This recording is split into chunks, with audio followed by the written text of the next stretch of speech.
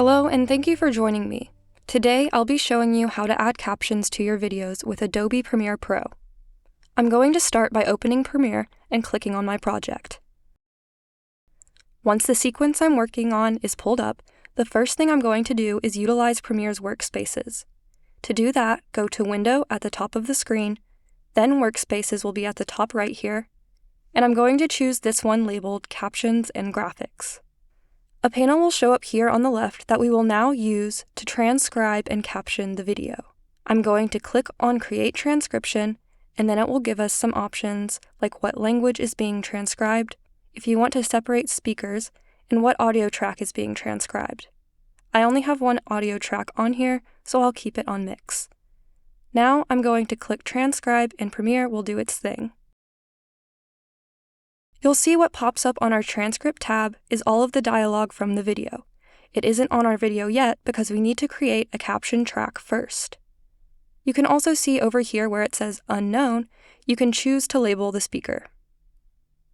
Now it's time to create our caption track. Under the transcript tab, I'm going to click on this closed caption icon, which is going to automatically create captions from the transcription. Now, the words that showed up on the transcription are here under captions, but they are also divided under different timestamps. When I go to a part in the video where I'm speaking, you can see that there are now small white captions at the bottom, and in the Captions tab, the timestamp and caption I'm on is highlighted by the blue marker.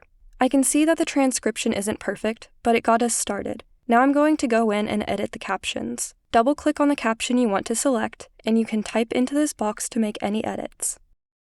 Here I'm just changing this to say, Movie Rec Monday. I don't really like the way it split the dialogue up, so I'm also going to change that. I want I'm Kmart to be on screen with the previous bit instead of the one it put it with.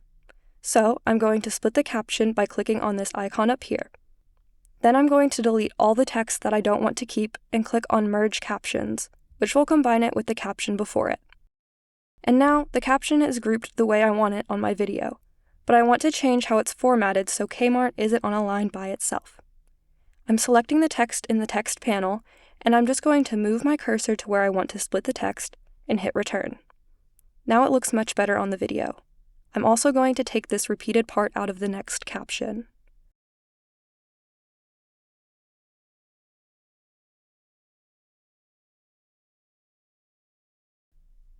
I went ahead and made some edits to the next couple lines of dialogue the same way I did the first one, but the timing of the captions isn't quite right. To fix this, it's just like editing a video.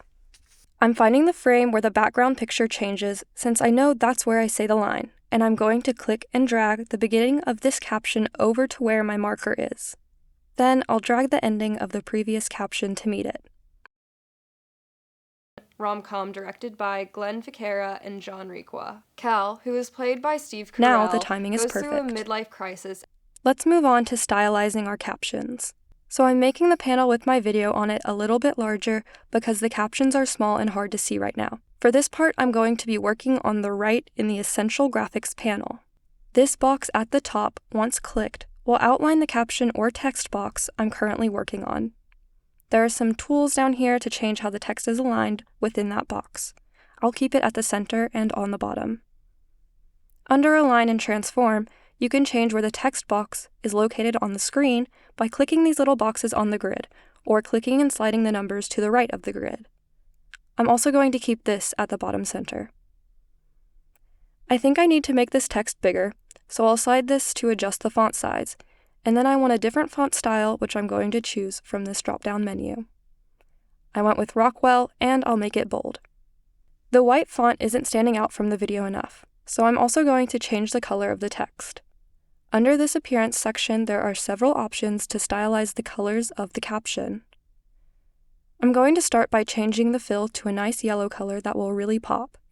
Then I'm going to go under Shadow and move the angle, depth, size, and blur to separate it even more. Clicking to check the box by stroke will enable it and put an outline on the letters, but I don't really like how it looks on this. If you want a background for the caption, then just click to check the box next to Background, and then click on the rectangle here to change the color. You can also drag those sliders underneath to change the opacity, size, and shape of the background. Now that I've stylized this caption, I want this to be applied to the rest of my captions. I do that by going under Track Style, clicking on the drop-down menu, and then I'm going to click Create Style. I give it a name and click OK.